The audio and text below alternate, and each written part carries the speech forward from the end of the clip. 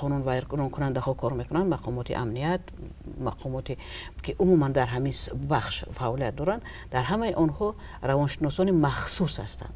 در ما هم هستن. من میدونم که در زمان وقتی من در گمرک کار میکردم، میدونم اونجا روانشناس هست در همون کلینیکشون که هر سال یک بار وقتی که از دکتر میگذارند کارمندان مقامات، این روانشناس بهای اساسی رو میدهد که اون آدم قابلیت کاری دارد یا ندارد.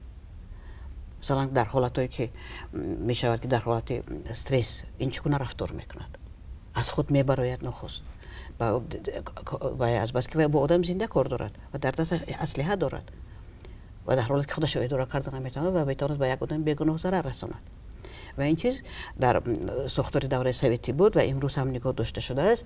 ولی مثلا اصول کاری که هر سری چند وقت خود کارمندان مقامات به روانشناس مراجعت کرده خودشان از درون پاک کنند، استرس ها، اضطراب هایی که در دوام یک هفته کار، یک ماه کار جمع شد، آنها را پاک کنند و آزادتر باشد.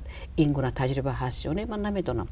گمان میکنم که نباشد، هم برای که در تاجیکستان ما روانشناسی زیاد هم نداریم که اختصاصی باشند این کارها را کرده توانند.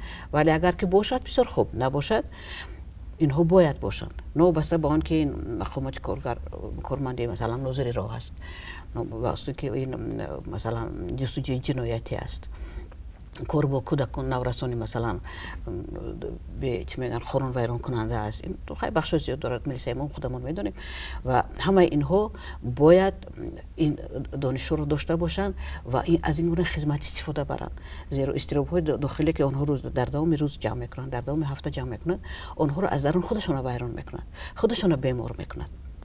و این اضطراب ها چیزهای بی ضرر و آسانه کم سهل هم نیستن و طبیعی است که در این حالت اون ملیسه میتواند در حالتی که با یک آدم کم گناه مثلا با یک خطای اندک صادر کرده است روبرو شود و اگر خودش در حالت اضطراب باشد میتواند واقعا از خودش بیرون برود و با نسبت اون آدم واقعا جبر را ببیند، درست مناسبت کند، رو رنجاند، دشنام دهد و این چیزهایی هستند که برای ملیسه اصلا روا نیست. ولی اگر به خاطر بیاریم که او هم یک آدم قطاری است، البته این جای بخشش نیست. وقتی که مثلا قانون رو کارمند حقوق ویران میکند، ما میدونیم که جزاش نابخشودنی است و جزا 2 کرات زیادتر است.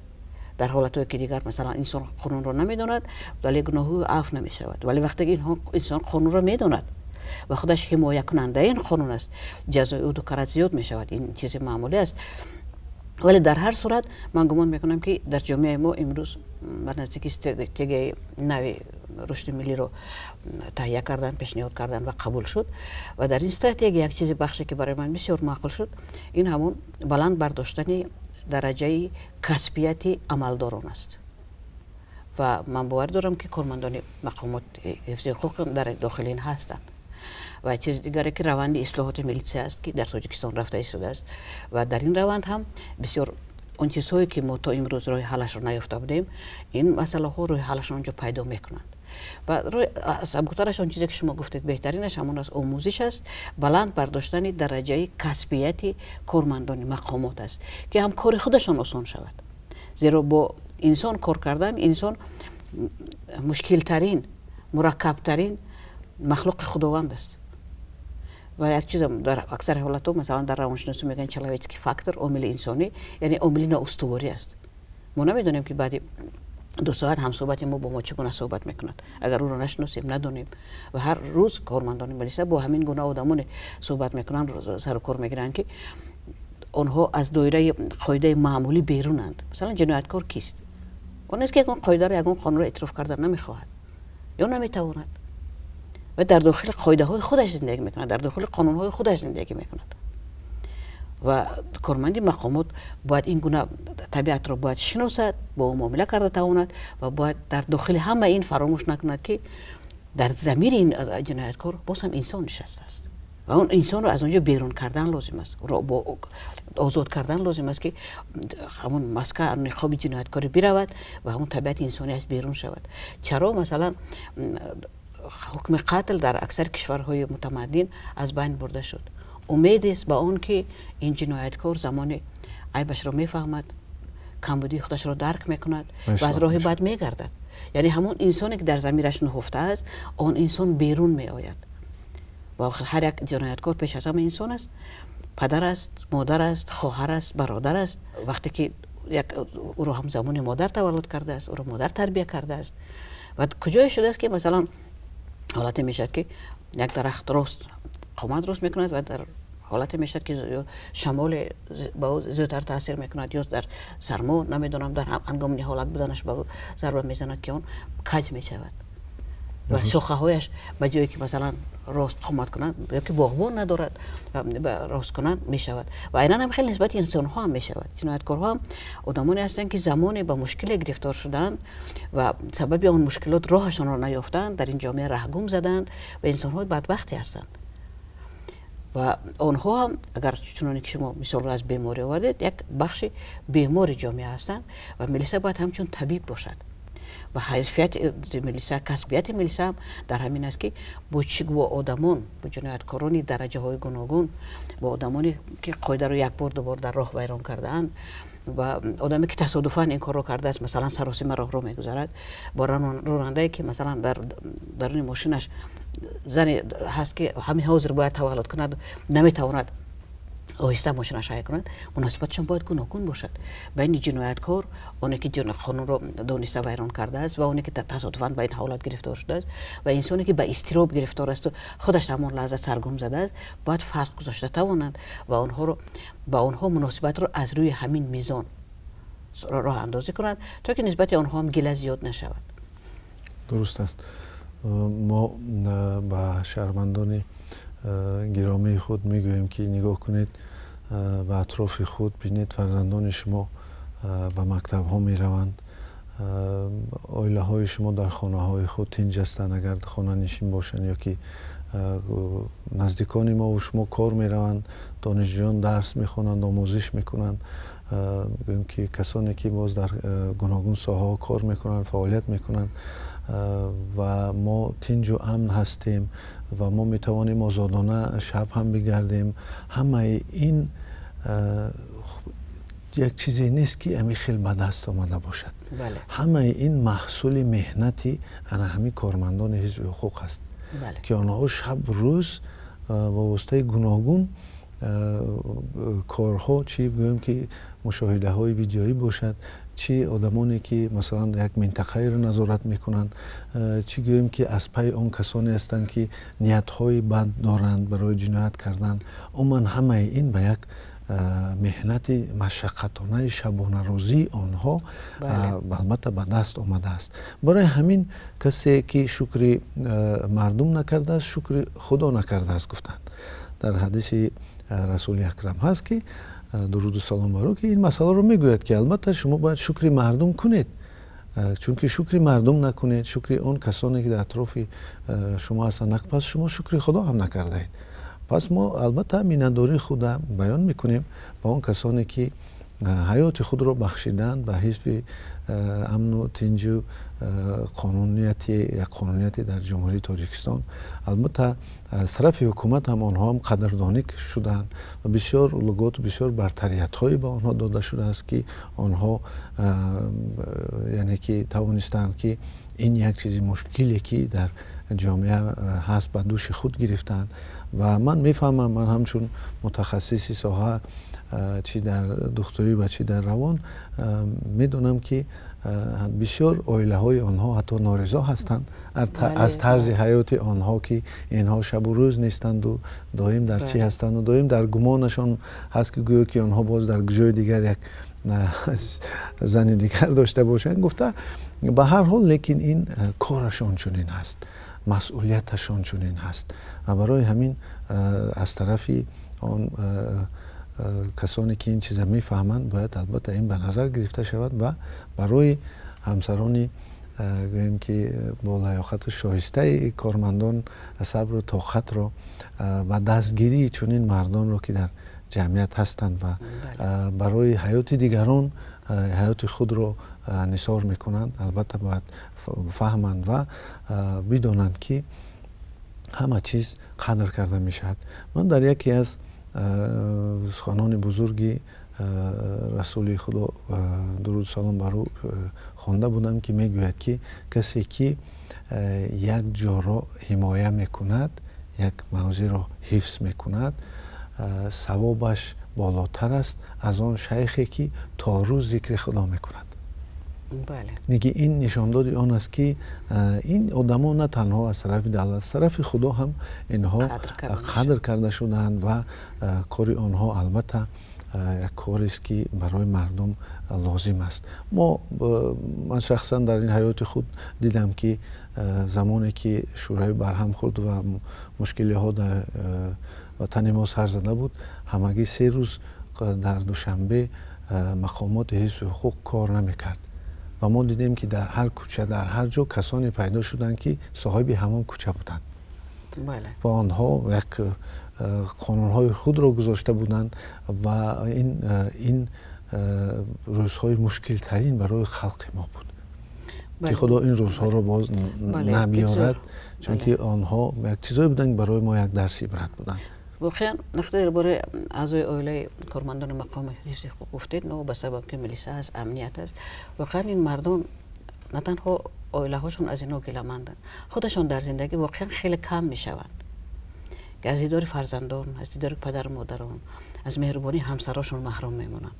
تصور کنید که شما در هیچ کجا در خانه‌تون، در مهمانی، در هیچ کجا در اختیار خودتون نیستید. یگان ساعت در کجایی باشد، اگر یک زنگ شد از جای کارتون، شما باید آنجا باشید. و من مثلا شخصانی که مردانی که در این مقامات کار کردن سالهای زیاد، در دم پیریشون من همیشه شکوه شنیدم که من فرزندوم ندیدم که چه خیلی کلان شدن، من همسرم ندیدم که چه خیلی پیر شد. یا وقت بینم که عمر گذشته است، تمام عمرم اونجا گذشت. و واقعا اینها وقتی که به نفقه میبرن، همون نفقه قطاری من و شما میگیرن. به سر اینها توجه زرین گذاشته نمیشود. هرچند ما میگیم بله جامعه ارج گذاری میکنند، ولی در دوره امکانیتش. اینها هم قطار دیگر شهروندانی که به نفقه میروند و در اون دوره که به نفقه میروند، بعد همون وقت بعد میبینن که عمرشون به چی صرف کردن. ولی در دوره که اینها کار میکنن، در دوره که در حالتی که اینها ضرور باشن، اینها همیشه در جای کارشون هستن و این رو ندیدن گرفتن، به قدر اینها نرسیدن. این خودش یک ناشکری از اون که شما گفتید، ناشکری به خداوند است. زیرا این مردم بله میتوانن اونها درست معامله باشن، میتوانن در حالتهای شاید یگان نفری مرور انجام داده باشن و این هم سبب دارد. و این هم سبب دارد. من پیشتر گفتم که آدم‌ها زنده هستن، بعضا در حالتهای گرفتار میشوند که خودشون اداره کردن نمیتوانند.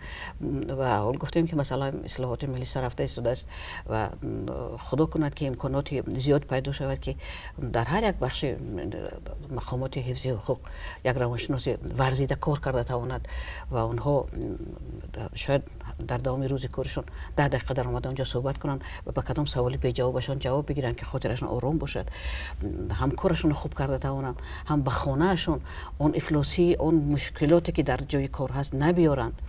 من در صحبت یکی از مردان این کار بودم که در حالا که در مقامات کار میکند، گفت من ملیسه بودم، در خانه هم آدم شدم.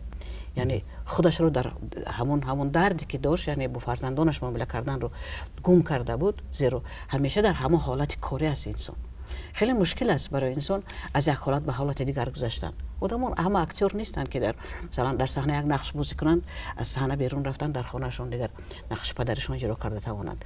حالتی که کارمندان مقاماتی حفظ حقوق اکثریتشون در همون حالت باز میمونند، زیرا مسئولیت به درجه زیاد است که آنها رو در خانهشون هم رها نمی‌کنند. اون در شب خوابشون هم بعضا مثلا کارمندان امنیت که مثلا با اسرار دولت کار میکنند، آنها در جای خوابشون هم در همون حالت قرار دارن. در همون جا هم به خاطری که گفتن نمیشه در خوابشون چیزی رو گفتن نتوانند، از زبانشون یک کلمه یک نام بیرون نبرد، آنها در خواب هم خودشون رو نظارت میکنند و این عمر انسان رو خیلی کوتاه میکند. آنها رو به بیماری های همین اضطرابی دائمی گرفتار میکند و این چیزهایی هستند که وقتی که نمیدانیم میتوانیم از بیرون بها دهیم، با کارمندان حفظ حقوق بهای منفی خودمون رو بدیم. آنها رو من نمیدونم از نگاه همون لحظه که از آنها رنجیدیم، از یک لحظه که آنها ما رو باز داشتند، من نمیدونم گفتن که ندرست ماشین تحقیق کردی یا که روح رو ندرست گذشته، از آنها رنجیم و در دلمون نسبت به آنها هرچی ملامت هایی داشته باشیم.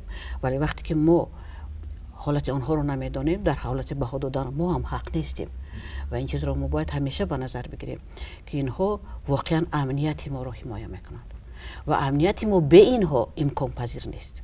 درست. اگر بغیر از این باز ما بدونیم که این چیزهایی هستند که ما باید به شعور مردم برسانیم که این چیزها به نظر گیرن، ولی کارمندان حزب حقوق هم در یک دایره قانونی باید عمل و فعالیت کنند. بله. و در حالتی که از این گویم که دایره بیرون شدن، البته در سیمای یک کارمند حزب حقوق مردم دولت را میبینند. تجسم دولت در سیما یک کارمند او هست.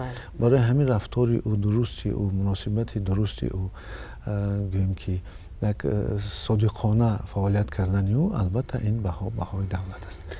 و ما این سه باید به نظر بگیریم. بعد در حقیقت زمانی آمده است که ما میدونیم که در ساختاری قدرتی البته روانشناسان هستند، ولی این کار را جاناک کردن و حالت روانی آنها را مثلا در خارجه پیش از آن که به یراق بدهند و او در یک وظیفه را اجرا کند، حالت روانی او را سخت میسنجند.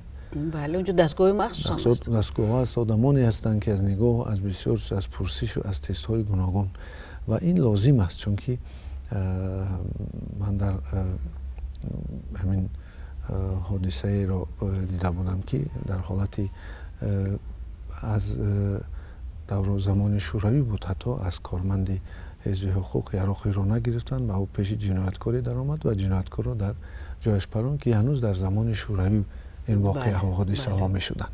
انا که تصور کنید که حالت روانی معین شود و البته در آن سمتی که امروز ما میخواستیم بگوییم بدانند که هر یک شهروند تاجیکستان بداند که در قانون دولت، در آن قانونی که از طرف گویم که مردم قبول شده است و آن را در شورا تصدیق کردند، حقوقهای او تجسم شدند و از این حقوقهایش باید برخوردار باشد، باید بداند، باید بفهمد، نه تنها در حدود تاجیکستان بلکه بیرون از آن هم بداند که باز یک چیز دیگری که اولین کسی که درباره حقوق بشر گپ زد و او رو اعلامیه کرد این بابا، یعنی همین مردم ما کوروش کبیر بود که این کار رو کرد و به مردم هشدار داد که حقوق بشر و حقوق آدمان رو دانند و آن رو از طرف دولت حمایت کرده شود.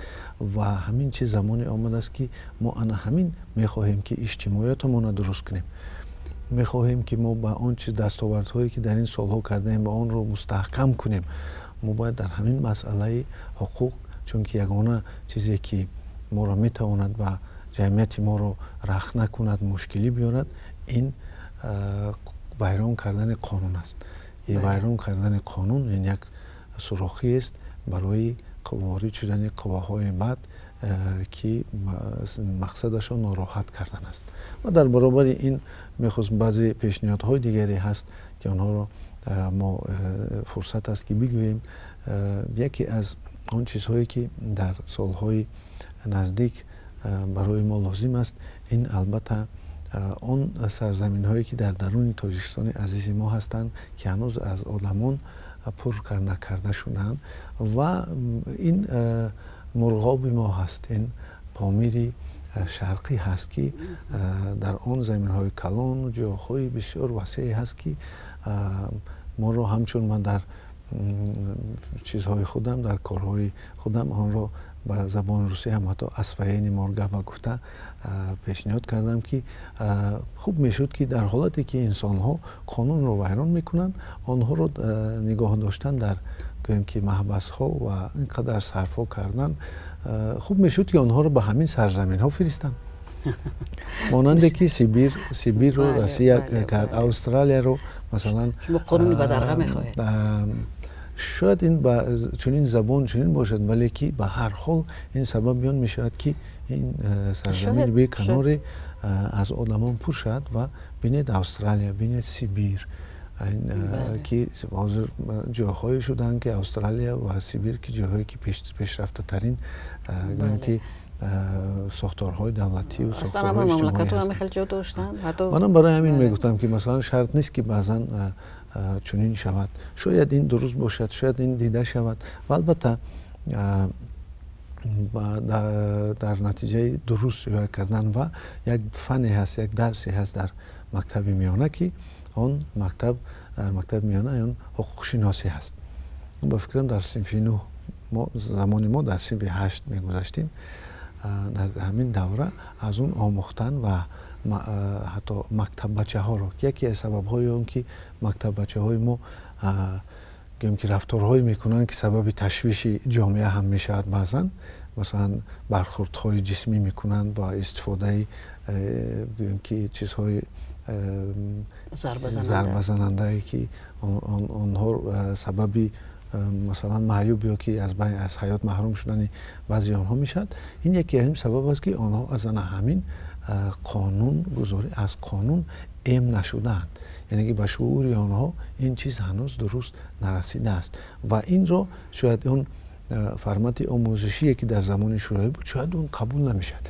میگذاریم به شکلی بازی های مثلا کامپیوتری باشد، بگذاریم به شکل مولت فیلم های باشد که مثلا ما در باید فیلم های تصویری ملی خود آنها رو نشد، شاید این به شکل اسپکتاکل ها یا که چیزهای تئاتری باشد که در تئاتر گذاشته میشن و در کینوها فیلم های ما باشد و این میتواند که همین چیز رو خیلی کم کند، در نتیجه اون که وقتی نورس میبیند که این کار او رو به چی میبرد، چون که نورس هنوز درک ندارد، عاقبت او رو نمیداند و تا 22-23 سالگی در شعور انسان تحلیل آینده نیست، پیش بینی آینده سازی در شعور او هنوز نیست و بعد 23 سالگی به وجود میاد.